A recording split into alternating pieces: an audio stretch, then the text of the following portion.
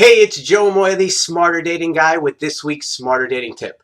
This is a subject I've got to talk about. I'm bursting at the seams. You heard me mention it on last week's post. And it's this subject of chemistry. I hear it all the time. There's just no chemistry there. I've got to have chemistry. If I had a nickel for every time I heard the chemistry word, me and Donald Trump would be having lunch regularly. But what I've discovered is that it's not chemistry that you're really looking for. What you're really looking for is a connection.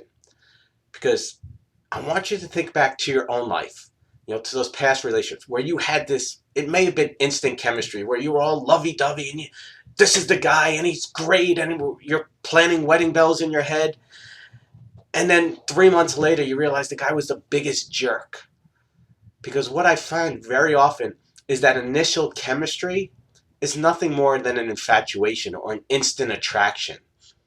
But that doesn't last. Okay? Because in the real world, in a real relationship, that stuff is only part of the puzzle. Yeah, you got to be attracted. Absolutely, no doubt. Unless you're Mother Teresa, there is no way you can be with a guy if you're not attracted to him. But again, that's simply one piece of the puzzle. But what we're saying is when we want chemistry, what we're really looking for is a connection, something deeper, something almost on a soul level, where that person, they're your partner through thick and thin, that they're always going to be there. I always tell, when I hear that chemistry word, I say, you know what? When your mortgage is due, go to the bank on the 1st or the 15th of the month and say, you know what? But we've got great chemistry. It means nothing. That's for your ego.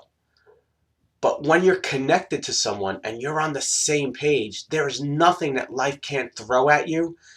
There's nothing that you can't deal with when you have the right partner. And so as you go forward, I want you to throw that word chemistry out of your vocabulary and replace it with the word connection. And then what you need to do is get clear on what a true connection is to you. What is that going to look like? What is that going to feel like? And yes, attraction is simply a piece of that. Just like a puzzle, okay? Or just like a pizza pie. It's simply one slice, but it's not the be-all, end-all.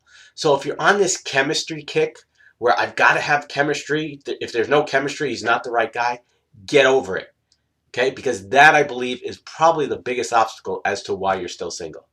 So as always, I hope this helps. If you know somebody who can benefit from this, please pass it along. God bless. I'll see you next week.